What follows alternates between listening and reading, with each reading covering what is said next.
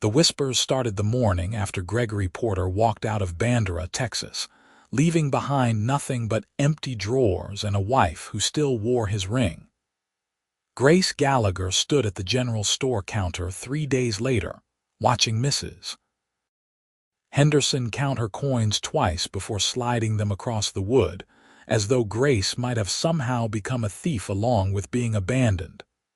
"That will be $4.30, Mrs. Henderson said, her voice carrying across the store like a proclamation. "Cash only, I'm afraid."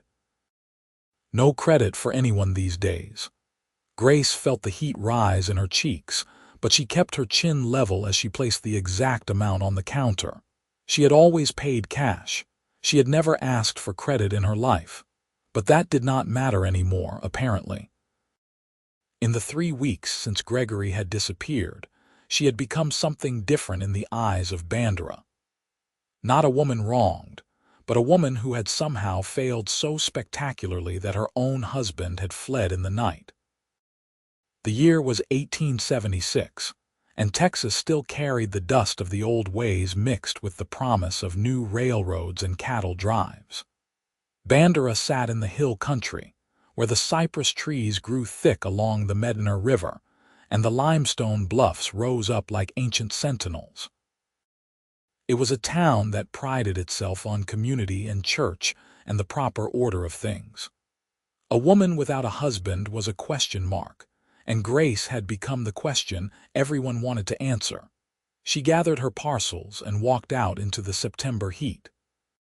The sun beat down on the dirt street, turning everything the color of old bones. Across the way, she could see a cluster of women outside the seamstress shop, their heads bent together like crows on a fence. When they noticed her looking, they did not have the decency to look away. They just stared, their faces a mixture of pity and judgment that made Grace want to scream. Instead, she walked. She walked past the saloon where Gregory had spent too many evenings, past the courthouse where they had registered their marriage 5 years ago, past the church where Reverend Thompson had started including pointed remarks about wifely duties in his Sunday sermons. She walked until she reached the small house on the edge of town that she had once thought of as home. The garden was wilting. She had not had the heart to tend it properly since Gregory left, and the Texas heat showed no mercy. The tomatoes hung heavy and splitting on their vines, and the beans had gone tough and stringy. She should have felt something looking at it, but mostly she just felt tired. Inside, the house was dim and hot. She set her parcels on the kitchen table and sank into a chair, finally allowing herself to feel the weight of the stares and whispers. What had she done wrong? She had cooked and cleaned and mended and done everything a wife was supposed to do. She had been patient with Gregory's moods, his drinking, his long absences. She had believed him when he said the cattle business would pick up, that they would have money soon, that things would get better. And then one Tuesday morning she had woken to find his side of the bed cold and his clothes gone from the pegs by the door. No note, no explanation, just gone. The town had decided it must be her fault. A man did not leave a good wife, therefore she must not have been good. The logic was simple and cruel and inescapable. Even her own mother had asked in a careful voice whether Grace had been difficult, whether she had nagged, whether she had failed in her marital duties. Grace had stopped trying to defend herself after the first week. What was the point?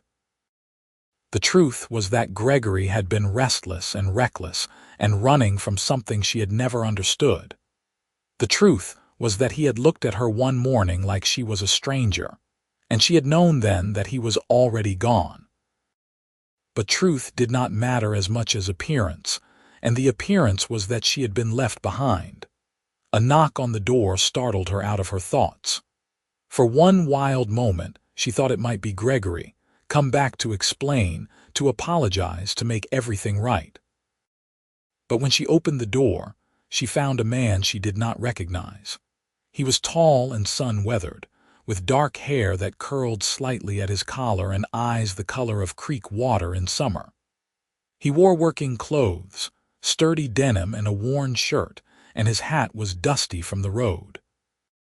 He looked like 100 other cowboys who passed through Bandera on their way to somewhere else, except for the way he met her eyes straight on without judgment or pity. "Mrs. Gallagher?" he asked, and his voice was low and steady. "Yes," she said, not opening the door any wider. "Can I help you?" "Name's Owen Zimmerman," he said. "I'm looking for Gregory Porter. I was told he lived here." "He did," Grace said. "He does not anymore." Owen Zimmerman studied her for a moment, and she had the distinct impression he was seeing more than she wanted to show. "I see," he said finally. "Do you know where I might find him?" "If I knew that, he would not be gone," Grace said, and she could not keep the bitterness from her voice. Owen nodded slowly. "He owes you more than money, then?" Grace blinked, surprised by the understanding in his tone. "He owes you money." $200, Owen said. "We partnered on a horse sale up in San Antonio. He took the money and was supposed to meet me to split the profit. That was 6 weeks ago." 6 weeks. So Gregory had been planning his departure even longer than she had thought. Grace felt something cold settle in her chest. "I do not have $200, she said. "I barely have $2. "I did not come here to collect from you," Owen said quickly. "I just wanted to see if you knew where he went." "I do not know anything," Grace said. Not where he went, not why he left, not who he really was, apparently. "The whole town thinks it's my fault he's gone, so if you've come to add your voice to that chorus, you can save your breath." Owen's expression shifted, something like anger crossing his features. But it did not seem directed at her. "A man who leaves his wife without a word is not worth the trouble of keeping," he said. "That's his failing, not yours." Grace stared at him. In 3 weeks, no one had said anything like that to her. No one had suggested that Gregory was the one at fault. She felt something loosen in her chest, like a knot she had not known she was carrying. "Thank you," she said quietly. Owen tipped his hat.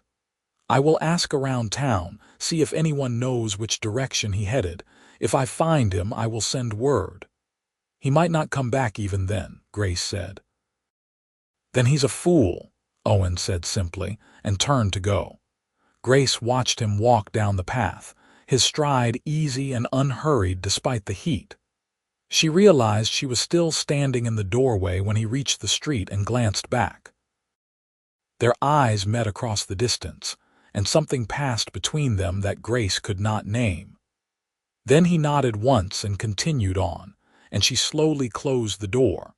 That evening, as the sun painted the sky orange and purple over the hills, Grace found herself thinking about Owen Zimmerman.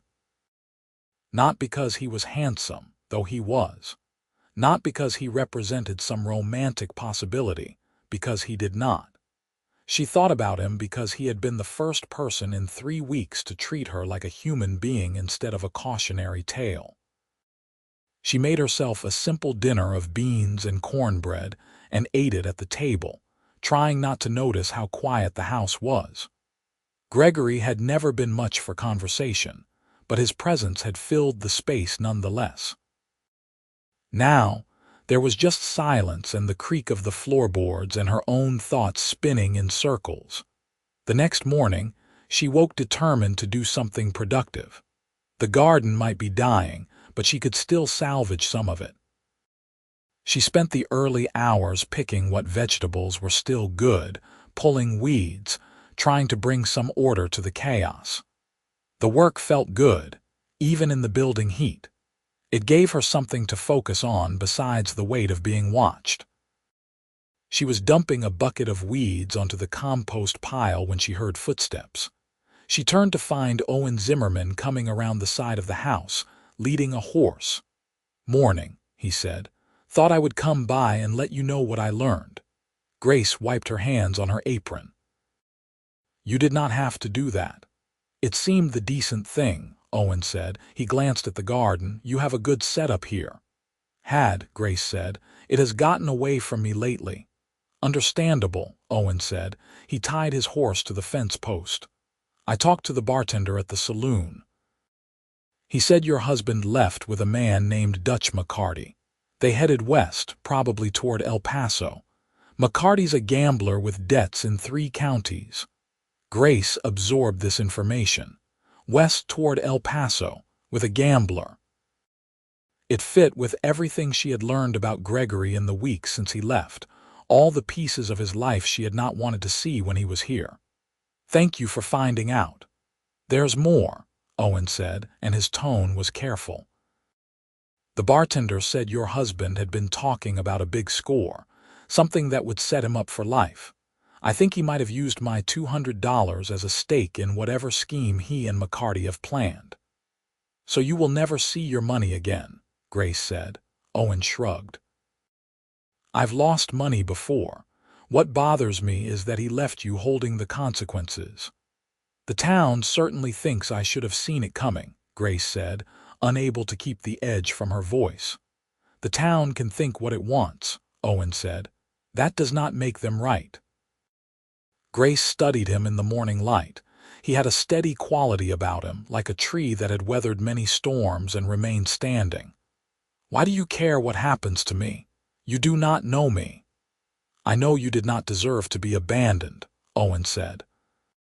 And I know what it's like to have a town turn on you for something that was not your fault. There was a story in those words, Grace could tell, but before she could ask, a voice called out from the street. Mrs. Porter. I mean, Mrs. Gallagher. Grace turned to see young Timothy Mitchell running up the path, his face flushed with excitement or exertion. He worked at the telegraph office and was always breathless from running messages around town. Yes, Timothy, Grace asked. Telegram for you, he said, thrusting a paper at her. Just came through. Grace took it with trembling fingers. A telegram could mean many things, none of them good in her current situation. She unfolded it and read the brief message, then read it again to make sure she understood. What is it? Owen asked, his voice concerned. It's from my aunt in San Antonio, Grace said slowly. My uncle died. She's asking if I can come help her with the estate. She's elderly and has no one else. I am sorry for your loss, Owen said. Grace looked at the telegram, her mind racing. I did not know my uncle well. We only met a few times, but my aunt was always kind to me. She looked up at Owen. This could be a way out, a reason to leave Bandera that has nothing to do with running away. When does she need you? Owen asked. As soon as possible, it sounds like, Grace said. She felt a sudden rush of possibility, followed immediately by the practical concerns. But I would need to arrange for the house, and I would need traveling money, and the stage does not run until Thursday. I'm headed toward San Antonio anyway, Owen said. I've got business in Comfort, which is on the way. You could ride with me if you want. It would be faster than waiting for the stage. Grace looked at him, surprised. You would do that? I'm going that direction regardless, Owen said. And it seems like you could use a friend right now. A friend? When was the last time Grace had felt like she had one of those? She considered the offer, weighing propriety against practicality. A woman traveling alone with a man she barely knew would cause even more talk. But then again, she would be leaving anyway. Let them talk. Yes, she said. Yes, thank you. When would we leave? Tomorrow morning, Owen said. Early before the heat gets too bad. Grace nodded. Tomorrow. She would have to pack, arrange for someone to watch the house, write to her aunt. Her mind spun with all the details, but underneath the anxiety was something else. Relief. The chance to leave, even temporarily, felt like being able to breathe after weeks of drowning. I will be ready, she said. Owen smiled, and it transformed his face from merely handsome to genuinely warm. I will pick you up at dawn then. After he left, Grace threw herself into preparations. She packed a small trunk with her essential clothes and items, trying to think practically about what she might need for an extended stay in San Antonio. She went to Mrs. Henderson at the store, swallowing her pride to ask if the woman's son might keep an eye on the house while she was gone. Mrs. Henderson agreed, but with a sniff and a comment about responsibilities and abandoned homes that made Grace's jaw clench. She wrote a brief letter to her aunt, saying she would arrive within a few days. She pulled the weeds from the front path and cleaned the house from top to bottom, even though there was no logical reason to do so. Maybe she just needed to feel like she had some control over something. That night, she lay in bed listening to the sounds of Bandera settling in for the evening. Dogs barking in the distance, someone playing a fiddle at the saloon, the wind moving through the cypress trees. She had lived in this town her entire life. She had married here, had expected to raise children here, had thought she would die here eventually and be buried in the churchyard next to generations of family. Now she was leaving, at least for a while, and she felt nothing but relief. The dawn came cool and clear, the sky just beginning to lighten when Grace heard the sound of a wagon outside. She carried her trunk to the door and found Owen already there, lifting it easily into the back of a sturdy wagon hitched to two good horses. His own saddle horse was tied to the back. "Morning," he said. "You ready?" "As I will ever be," Grace said. She locked the door and climbed up onto the wagon seat. Owen settled beside her and took up the reins. As they rolled out of Bandera, Grace looked back once at the town spread out in the early light. Then she turned forward and did not look back again. The road to San Antonio was long and rough, following old trails through the hill country. The sun rose higher, burning off the morning cool, and the landscape rolled past in shades of brown and green. Juniper and oak clustered in the valleys, and the limestone showed through the thin soil on the hilltops. Owen drove with easy confidence, his hands steady on the reins. He did not try to fill the silence with meaningless chatter, which Grace appreciated. She was content to simply sit and watch the familiar landscape slide by, feeling the tension of the past weeks slowly loosening from her shoulders. Around mid-morning, Owen pulled off the road near a creek and unhitched the horses to let them drink and rest. Grace climbed down, stretching her legs and back. The creek ran clear over smooth stones, and the shade of the cypress trees was a relief from the sun. "We will stop in comfort for the night," Owen said, bringing her a canteen of water. "I have a friend there who runs a boarding house. She will give you a proper room." "Thank you," Grace said. She drank, then asked, "You said yesterday that you knew what it was like to have a town turn on you. What did you mean?" Owen was quiet for a moment, looking out at the creek. "I grew up in a small town in Missouri. My father was the banker. When I was 20, the bank failed. People lost their savings. My father said it was bad investments, bad luck. But some folks decided he had stolen from them. There were threats, accusations. My mother got sick from the stress. She died that winter." "I am sorry," Grace said softly. "My father died 6 months later. Heart just gave out. I stayed long enough to settle their affairs, then I left. Came to Texas to start over. That was 10 years ago." Owen looked at her. "I learned that sometimes people need someone to blame when things go wrong. Does not matter if the blame is fair. They just need it." "That is exactly how I feel," Grace said. "Like the town needs me to be at fault because otherwise they would have to accept that bad things just happen sometimes." "Bad things do just happen sometimes," Owen said. "And sometimes people are just selfish or weak or cruel, and it has nothing to do with the people they hurt." They stood in the shade of the cypress trees, the creek murmuring beside them, and Grace felt seen in a way she had not felt in a long time. Maybe ever. Gregory had never really seen her, she realized. He had seen a wife, a role, an expectation, But not Grace herself. "Thank you for saying that," she said. Owen smiled. "Just the truth." They continued on through the afternoon heat, stopping occasionally to rest the horses and stretch their legs. Owen told her about his work, which consisted of buying and selling horses, sometimes training them, always moving from town to town. It was not a settled life, but he seemed to prefer it that way. "You never want a home?" Grace asked.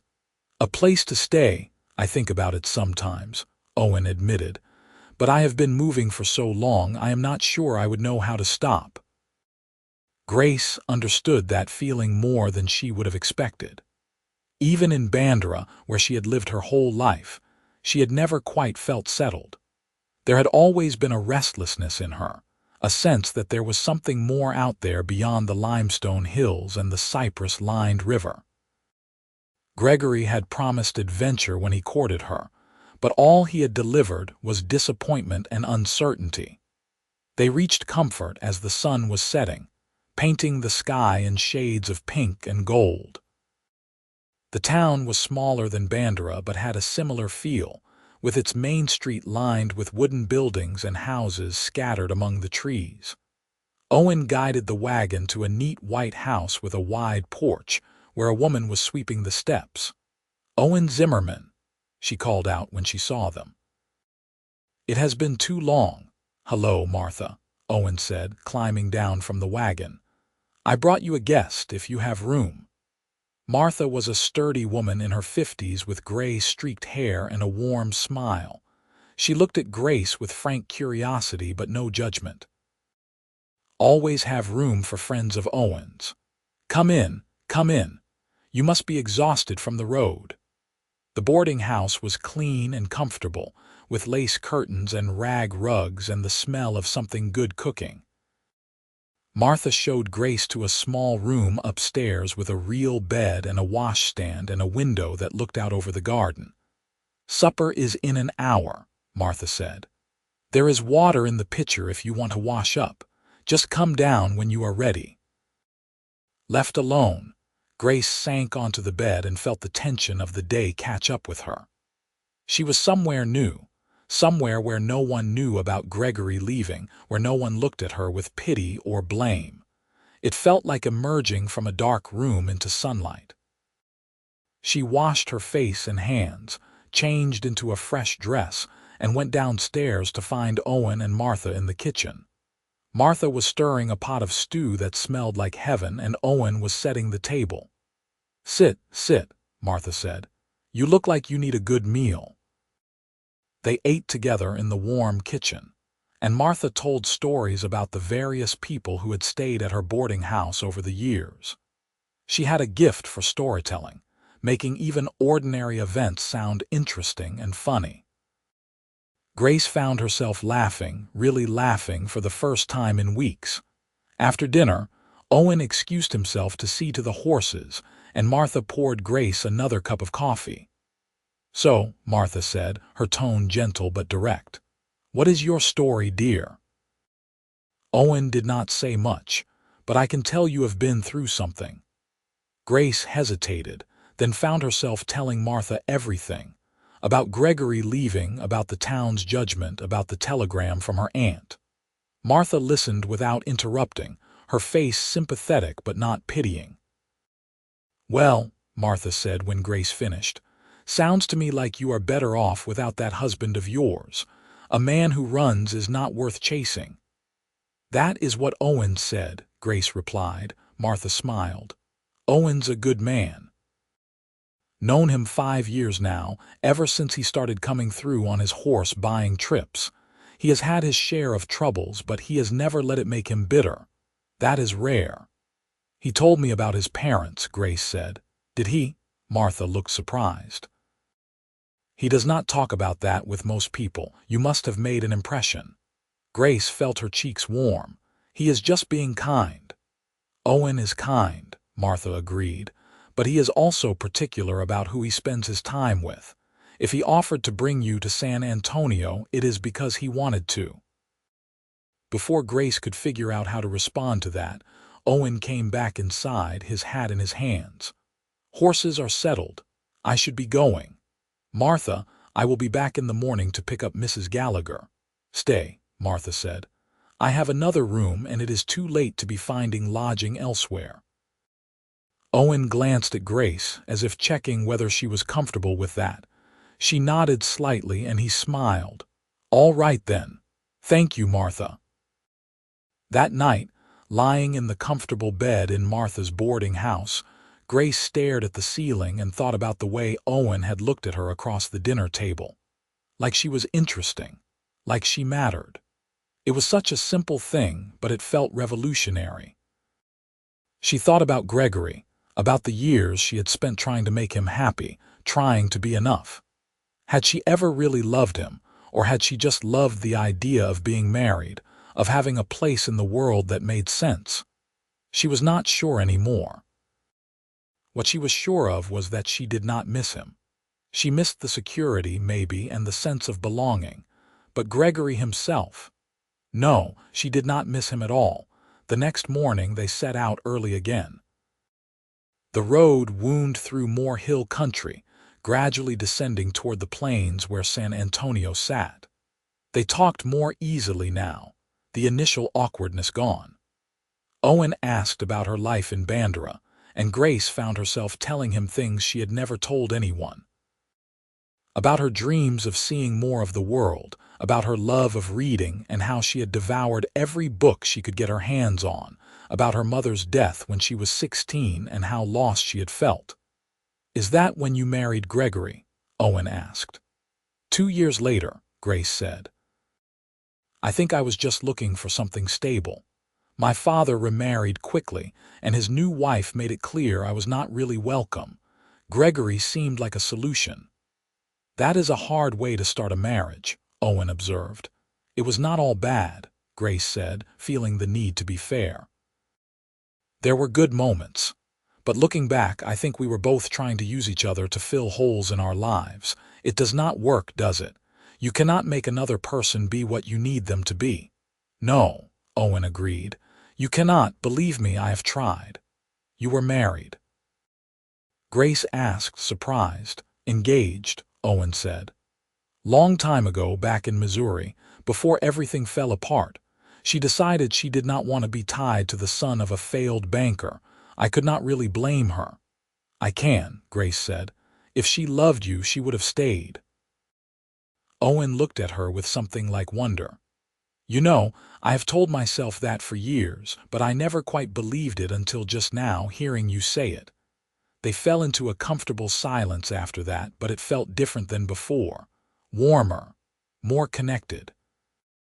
Grace noticed the way Owen's hands held the reins, capable and sure. The way his profile looked against the blue sky. The way he seemed completely at ease in this wild, open country. They stopped for lunch under a live oak tree, sharing bread and cheese from Martha's generous provisions. A hawk circled overhead, riding the thermals, and the grass rippled in the breeze like water. "You think you will stay in San Antonio?" Owen asked. "After you help your aunt?" "I do not know," Grace said honestly. "I had not thought that far ahead. I suppose I will need to go back to Bandera eventually. The house is there and my father, even if we are not close." "But you do not want to," Owen said, reading her tone. "No," Grace admitted. "I do not want to. I want to go somewhere new, start over like you did." "But that takes money and I have none." "Your aunt might leave you something," Owen suggested. "Maybe," Grace said doubtfully, "but I should not be thinking about that when she just lost her husband." "It is practical, not mercenary," Owen said. "You have to think about your future." They reached San Antonio late the next afternoon. The city rising out of the plains with its church steeples and adobe buildings, and the winding river that gave it life. It was bigger than anywhere Grace had ever been, with real streets and crowds of people, and the sound of Spanish mixing with English in the market squares. Owen drove the wagon through the busy streets to a modest house on the east side of town. An elderly woman was sitting on the porch, and she rose when she saw them approach. "Grace," she called out. "Is that you?"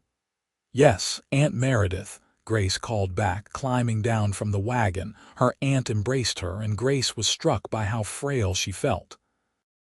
Meredith had always been a robust woman, but grief and age had diminished her.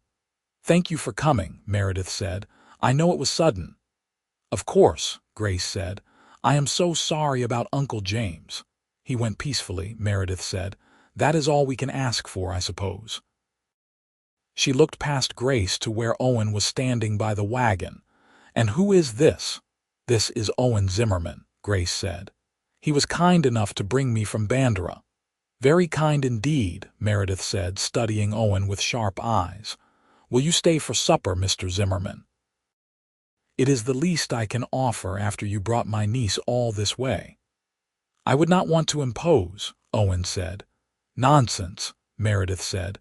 "Grace, show Mr. Zimmerman where he can wash up. I will get supper ready." Inside, the house was dim and cool, with heavy furniture and the lingering smell of sickness. Meredith moved through it with the careful steps of someone still adjusting to loss. Grace helped her prepare a simple meal, and they ate in the small dining room with Owen. Over supper, Meredith explained the situation. James had been sick for several months, and his medical care had depleted most of their savings. There was the house, which was paid for, and a small amount of money, but not much else. She needed help sorting through James's papers and deciding what to do with his belongings. "I am thinking of selling the house," Meredith said. "It is too big for just me, and I have a sister in Austin who has asked me to come live with her, but I cannot make these decisions alone. My mind is not as sharp as it used to be." "I will help however I can," Grace assured her. After supper, Owen stood to leave. "I should find lodging for the night. Mrs. Gallagher, thank you for your hospitality." "Where are you staying?" Meredith asked. "I will find something," Owen said. "There is a room upstairs," Meredith said. "It was James's study, but it has a couch that is long enough for sleeping. You are welcome to it, at least for tonight." Owen looked at Grace, that same checking-in glance he had given before. She found she very much wanted him to stay. "Please," she said. "It would make me feel better, knowing you are not wandering around San Antonio looking for a room." "All right," Owen said. "Thank you." That night, Grace lay in the narrow bed in what had been a guest room, listening to the unfamiliar sounds of the city. Dogs and people and wagons at all hours, so different from the quiet nights in Bandera. She thought about Owen sleeping downstairs in Uncle James's study, and she felt safer knowing he was there. The next week passed in a blur of sorting and organizing. Grace went through her uncle's papers, finding insurance documents and property deeds and letters from relatives she had never met. Owen helped move furniture and carry boxes, and his steady presence made the difficult work easier. Meredith grew more comfortable with both of them as the days passed. She told stories about James, about their 40 years of marriage, about the children they had lost, and the life they had built. Grace felt the weight of all that history, all that love and loss, and she wondered if she would ever have something like that. One evening, as they were sitting on the porch after dinner, Meredith looked at Grace with knowing eyes. "This husband of yours," she said. "Gregory, he is not coming back, is he?" Grace sighed. She had not mentioned Gregory's departure, but Meredith was perceptive. "No, I do not think he is." "Good," Meredith said firmly. "From what I remember of him, he was not worthy of you." "The town disagrees," Grace said. "The town can go hang," Meredith said with surprising vehemence. "I am an old woman, Grace, and I have learned that what matters is not what people think but what you know to be true. Do you know in your heart that you did everything you could?" "Yes," Grace said. "Then that is enough," Meredith said. She glanced toward the door where Owen had gone inside to give them privacy. "That young man, though, he is worth something. Grace felt her cheeks warm. "He is just being kind." "Kindness is worth something too," Meredith said, "but it is more than that, and you know it. I see the way he looks at you, and the way you look at him when you think no one is watching." "It has only been a week," Grace protested, "and I am still married, technically." "Technically is just a word," Meredith said. "Your heart knows the difference between a marriage that is real and one that is just a piece of paper. James and I knew we would marry 3 days after we met. When it is right, you know." Grace did not know what to say to that. She was saved from having to respond by Owen coming back onto the porch with coffee for all of them. The work of settling the estate took nearly 3 weeks. In that time, Grace and Owen fell into an easy partnership. They worked together during the day, talked in the evenings, and slowly revealed more of themselves to each other. Grace learned that Owen loved poetry, that he had a gift for gentling difficult horses, that he dreamed of having his own ranch someday. Owen learned that Grace was sharp with numbers, that she had a dry sense of humor that emerged when she felt safe, that she had always wanted to learn to ride properly, but Gregory had never taught her.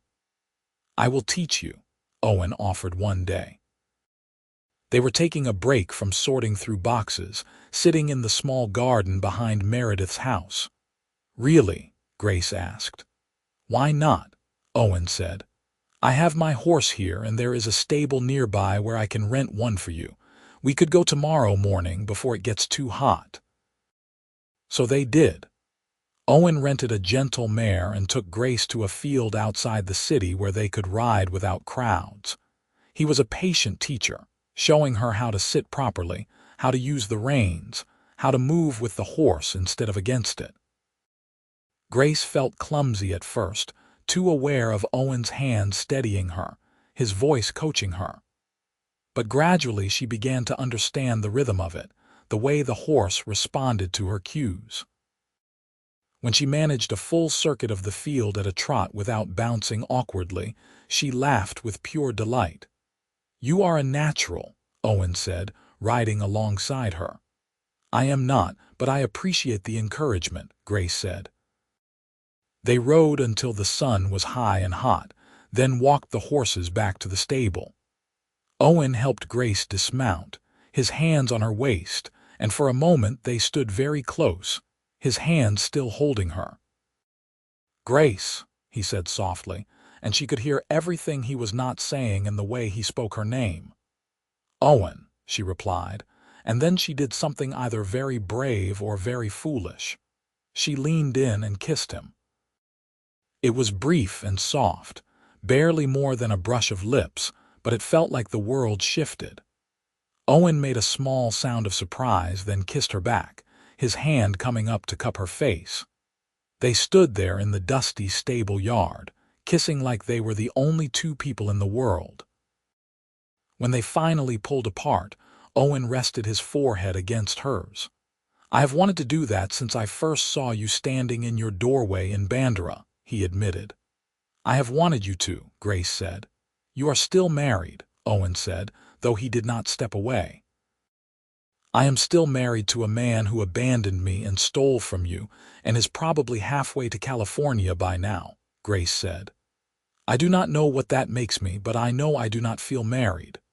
"What do you feel?" Owen asked. Grace thought about it, trying to find the right words. "Free," she said finally. "For the first time in years I feel free, and I feel like maybe I could have something real if I am brave enough to reach for it." "I want to give you something real," Owen said, "but I do not have much to offer. No house, no settled life. Just me and my horses and the road." "That sounds better than what I had," Grace said. They rode back to Meredith's house in a state of giddy uncertainty. They had crossed a line, and there was no going back now. Grace did not want to go back. She wanted to go forward, toward whatever this thing was between them. Meredith took one look at their faces when they came in and smiled knowingly. But she did not say anything, just served lunch and pretended not to notice the way Owen and Grace kept stealing glances at each other. That evening, after Meredith had gone to bed, Grace and Owen sat on the porch in the warm darkness. The city lights glowed in the distance, and the night air smelled like jasmine and dust. "I need to tell you something," Owen said. "I have been offered a job. A rancher outside of Careville needs someone to manage his horse breeding program. It is good pay, steady work, and it comes with a small house on the property." "That sounds like exactly what you have been wanting," Grace said, though her heart sank at the thought of him leaving. "It is," Owen said. "But I have been hesitating because the job is not just for one person. He wants someone who can commit to staying, building the program over years. He specifically said he prefers a married man, someone with roots." Grace understood what he was trying to say, but she needed to hear him say it clearly. "What are you asking, Owen?" Owen turned to face her, taking her hands in his. "I am asking if you would consider divorcing Gregory and marrying me instead. I know it is fast. I know there will be complications and talk, but I think we could have a good life together, Grace. A real partnership, not like what you had before." Grace felt tears prick her eyes. "I want that," she said. "I want that so much. But divorce takes time and it is expensive, and Gregory would have to be found to sign papers." "We will find a way," Owen said. "There are lawyers here in San Antonio who specialize in these situations. We will talk to them tomorrow, and in the meantime, I am not going anywhere." "What about the job?" Grace asked. "I will write to the rancher and explain that I am interested, but I need a few months to settle my personal affairs," Owen said. "If he cannot wait, then it was not meant to be, but I think he will understand." That night, lying in bed, Grace let herself imagine a future with Owen. A house in Careville, small but their own. Horses in the pasture. Maybe children someday if they were blessed. A life built on honesty and respect and the kind of love that grew from truly seeing each other. It felt almost too good to be true, but she was going to reach for it anyway. The next morning they went to see a lawyer that Meredith recommended. He was an older man with a kind face and a practical manner. He listened to Grace's story without judgment, then laid out the options. "Divorce on grounds of abandonment is possible in Texas," he said. "But it requires proof that your husband has been gone for a certain period and that you do not know his whereabouts. Since it has only been a month, we would need to wait. However, there is another option. If your husband is engaged in criminal activity, particularly fraud, you may be able to pursue a faster resolution." "He stole $200 from Mr. Zimmerman," Grace said. "Does that count?" "It does if Mr. Zimmerman is willing to file charges and testify," the lawyer said, looking at Owen. "I am," Owen said without hesitation. "Then we can begin proceedings immediately," the lawyer said. "It will still take several weeks, possibly a few months, but it will be much faster than the typical abandonment case." They left the lawyer's office with a plan and a timeline. Owen filed charges against Gregory Porter for fraud, and the lawyer began drawing up divorce papers. It felt surreal and frightening and necessary all at once. While they waited, Grace continued helping Meredith with the estate. The house sold quickly to a young couple expecting their first child, and Meredith began packing for her move to Austin. She seemed lighter now that the decision was made, ready to start this new chapter of her life. "You have given me a great gift," Meredith told Grace one afternoon. "Helping me through this. I could not have done it alone." "You have given me a gift too," Grace said. "You reminded me that I am stronger than I thought I was." "You always were," Meredith said. "You just needed to remember it." The divorce proceedings moved forward with surprising speed. Gregory could not be located to respond, which the lawyer said actually worked in their favor. The fraud charges, combined with the abandonment, made the judge sympathetic. 2 months after Grace first walked into the lawyer's office, she walked out with a signed decree declaring her marriage to Gregory Porter dissolved. She stood on the steps of the courthouse with the paper in her hands, feeling like she could finally breathe all the way. Owen was waiting at the bottom of the steps, and when she looked at him, she felt a rush of pure joy. "It is done," she said. Owen climbed the steps and took her in his arms right there in front of the courthouse and everyone passing by. "Marry me," he said. "Properly this time. Marry me because you want to, not because you need to." "Yes," Grace said, laughing and crying at the same time.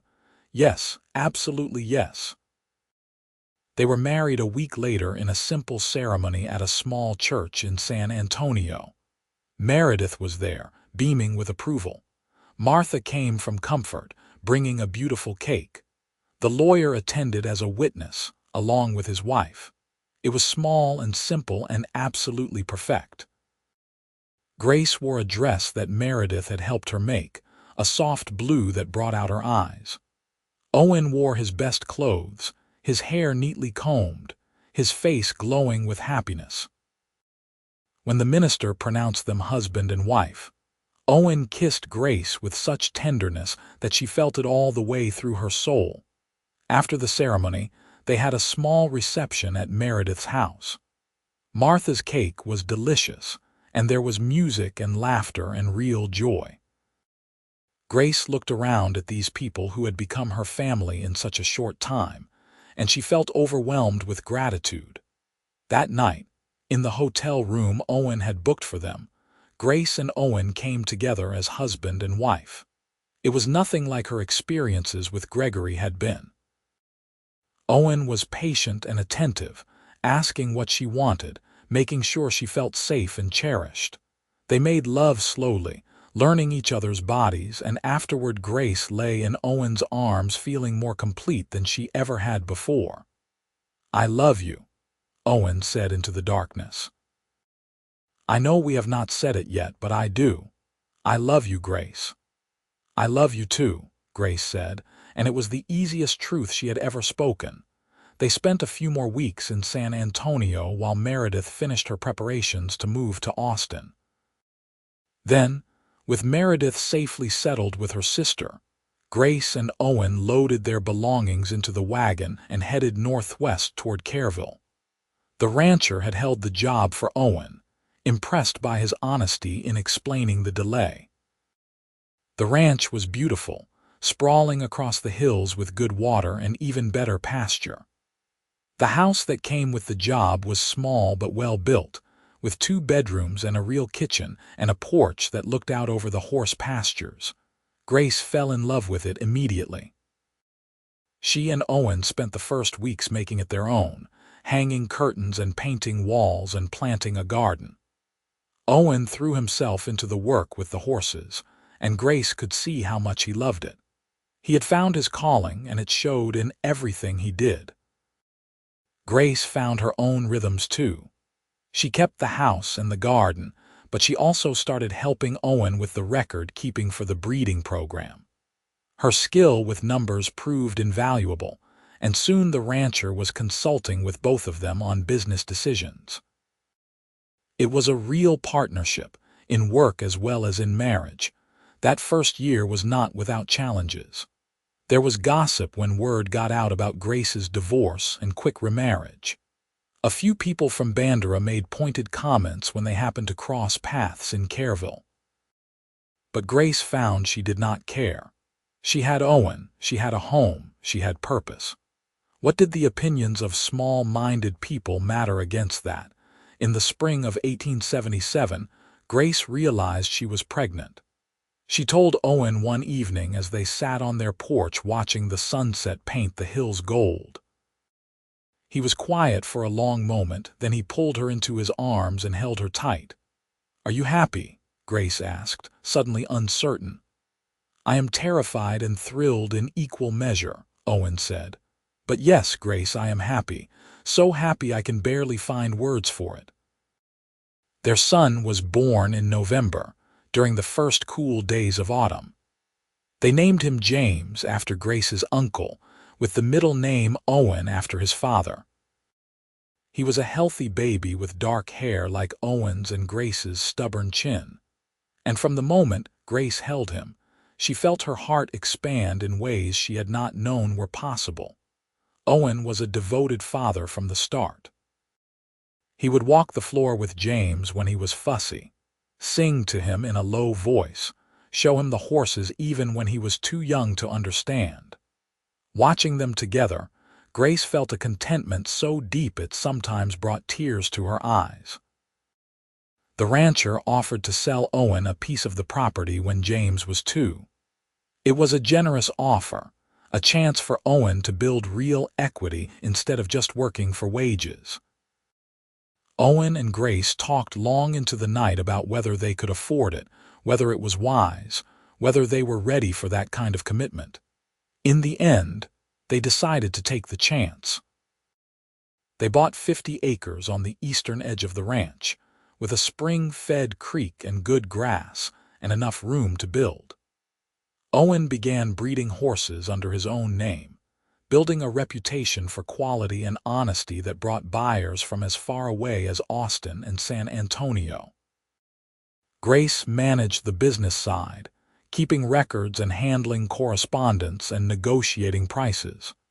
She discovered she had a talent for it, and Owen trusted her judgment completely. They were a team in the truest sense, each bringing their strengths to build something larger than either could have done alone. When James was 4, Grace gave birth to twins, a boy and a girl. They named the boy Samuel and the girl Eleanor, and suddenly their small house was bursting with life and noise and laughter. Owen built an addition, 2 more bedrooms and a larger kitchen, and Grace filled the space with love and warmth. The years rolled past in a sweet succession of seasons and milestones. James learned to ride almost before he could walk, following his father around the pastures like a shadow. Samuel was quieter, more thoughtful, with a gift for gentling the most nervous horses. Eleanor was fierce and determined, insisting that she could do anything her brothers could do, and usually proving it. Grace watched her children grow and felt a profound gratitude for the turns her life had taken. If Gregory had not left, if the town had not judged her, if Owen had not knocked on her door looking for a man who owed him money, none of this would exist. Her beautiful, complicated, joyful life had grown from the ashes of her first marriage's failure. She sometimes thought about Gregory, wondering where he had ended up. Meredith had written once to say that word had reached her of a gambler matching his description who had died in El Paso, shot in a dispute over cards. Grace did not know if it was true, but she found she felt nothing either way. Gregory belonged to a different life, a different Grace. She had no room for bitterness or regret. On their 10th wedding anniversary, Owen surprised Grace with a trip to San Antonio.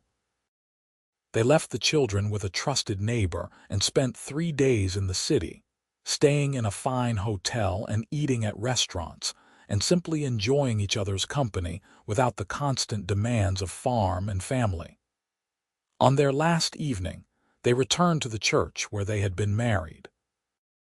It was quiet and dim, lit only by candles, and they sat in the pew where they had stood a decade before. "You ever regret it?" Owen asked. "Marrying me so quickly, building this life." Grace took his hand, feeling the calluses from years of working with horses and tools and the land. "Not for a single moment," she said. "You gave me everything I did not even know I wanted. Love and respect and partnership and home. You gave me myself back, Owen. How could I regret that?" "You gave me the same," Owen said. "I was just moving, running really, until I met you. You made me want to stop, to build something lasting. You made me believe I could have a real home." They sat in the quiet church, hands clasped, surrounded by the weight of their shared history. 10 years of marriage, 3 children, a thriving business. a home they had built together from nothing but hope and hard work. It was not the life Grace had imagined when she was a girl in Bandera, but it was so much better than anything she could have dreamed. The years continued to unfold with their mix of challenge and joy. There were hard seasons when money was tight, when drought made the grass sparse and the horses nervous. There were illnesses and injuries and the normal struggles of raising strong-willed children. But through it all, Grace and Owen faced everything as partners, their love deepening with each passing year. James grew into a young man with his father's steady nature and his mother's sharp mind. He married at 22, a girl from Careville named Anna who fit into the family as though she had always been there. Samuel followed 2 years later, choosing a rancher's daughter from Comfort who shared his quiet way with horses. Eleanor, true to form, announced at 18 that she was not marrying anyone until she had seen something of the world, and she went to work at a hotel in San Antonio, writing home with stories that made Grace laugh and worry in equal measure. Grace and Owen became grandparents, first to James and Anna's son, then to a string of grandchildren that filled the house with noise and joy during visits. They expanded the house again, adding a wide porch where the whole family could gather on summer evenings. On their 20th anniversary, the whole family came together for a celebration. The house overflowed with children and grandchildren and friends and neighbors. There was music and dancing and so much food that the tables sagged under the weight of it. As the evening turned to night and the lanterns glowed warm in the darkness, Grace stood on her porch and looked out at all these people whose lives were woven together with hers.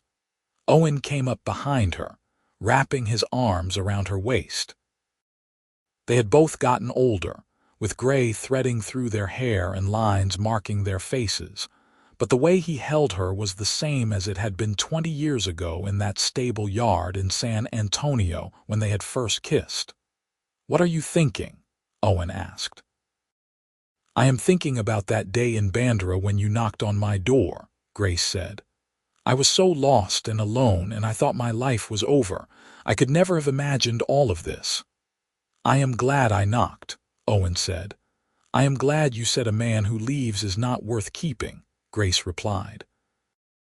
"Those words changed my life." "You changed your life," Owen corrected gently. "You made the choice to be brave, to reach for something better. I just got lucky enough to be there when you did." They stood together on the porch, surrounded by the sounds of their family and the smell of honeysuckle and the soft Texas night. The years stretched behind them, full of all the ordinary and extraordinary moments that made up a life. And ahead of them, however many years they were given, Grace knew they would face together. Eleanor returned from San Antonio eventually, at 25, having had her adventures and decided she was ready to come home. She brought with her a young man she had met, a teacher with gentle hands and kind eyes, and she was married in the same church where Grace and Owen had wed. Samuel and his wife built a house on the eastern edge of the property, near the creek, and started their own horse breeding operation with Owen's guidance. James took over more and more of the day-to-day management of the original ranch, allowing Owen to slow down as his joints grew stiffer and his energy waned. Grace's hair went fully silver, and she developed a limp from an old injury, but her mind stayed sharp and her spirit undimmed.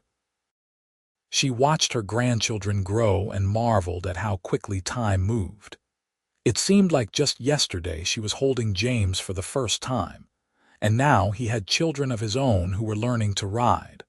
On their 30th anniversary, it was just the two of them again. The children had offered to plan something, but Grace and Owen had asked for a quiet day instead. They took a picnic lunch and rode out to the spot where they had first taught James to ride, a meadow with a view of the hills rolling away to the horizon. They spread a blanket under an oak tree and ate Martha's cake, which she still sent every year for their anniversary, even though she was elderly herself now. They talked about everything and nothing, the comfortable conversation of people who had spent 3 decades learning each other's thoughts.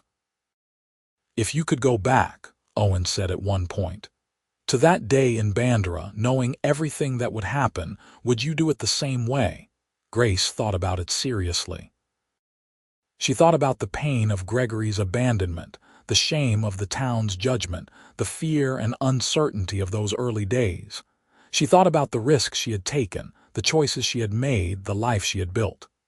"Yes," she said finally. "Every moment of pain was worth this, worth us. I would walk through it all again to get here." Owen kissed her then, soft and sweet, and they lay back on the blanket watching the clouds drift across the endless Texas sky. The years moved on as years do. Grace and Owen grew older, their steps slower but their love undiminished.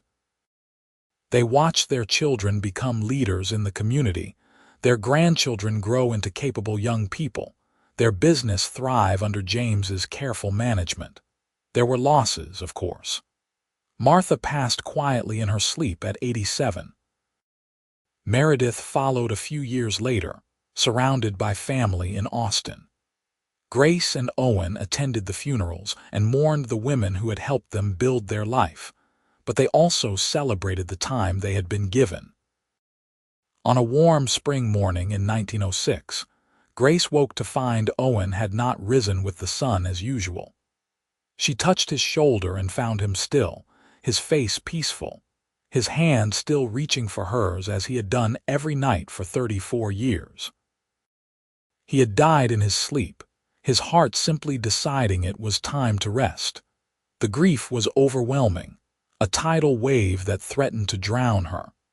But Grace was surrounded by her family, by the life she and Owen had built together, and they held her up through the worst of it. They buried Owen on a hill overlooking the ranch, under an oak tree, with a view of the horses in the pasture and the endless Texas sky above. Grace lived another 8 years, surrounded by love and family. She never remarried. How could she, when she had already had the great love of her life? She spent her days working in her garden, playing with her great-grandchildren, and keeping Owen's memory alive through stories. She told them about the town that had blamed her when her husband left, and the cowboy who had said a man who leaves is not worth keeping. She told them about bravery and choice, and the importance of reaching for the life you want instead of settling for the one you are given. She told them about real love, the kind that sees you completely and chooses you anyway, day after day, year after year. On a cool October morning in 1914, Grace Zimmerman passed away in her sleep at the age of 64. She was buried beside Owen on the hill, and the whole community came to pay their respects. Her children spoke of her strength and wisdom, her grandchildren of her kindness and humor, her great-grandchildren of the stories she had told them. The ranch continued, passed down through generations. The house was expanded and updated, but the original walls that Grace and Owen had built remained, solid and true. The meadow where they had picnicked on their 30th anniversary became a favorite spot for family gatherings. The oak tree where Owen was buried grew larger, its branches spreading wide, a living memorial to a love that had changed the course of so many lives. And sometimes, on quiet evenings when the sun painted the hills gold and the horses moved peacefully in their pastures, the family swore they could feel Grace and Owen's presence. Not as ghosts, but as a warmth, a comfort, a reminder that love like theirs did not end with death. It lived on in every choice they had made, every child they had raised, every kindness they had shown. It lived on in the land they had worked, and the home they had built, and the family that carried their name forward into the future. Grace Gallagher Zimmerman had started as a woman blamed and abandoned, lost in a small town that saw her only as a failure. But she had become something far more, something beautiful and strong and lasting. She had become herself, fully and completely. And in doing so, she had created a legacy of love that would endure long after the Wild West faded into memory. A testament to the truth that sometimes the worst things that happen to us lead us to the best things we never knew we needed.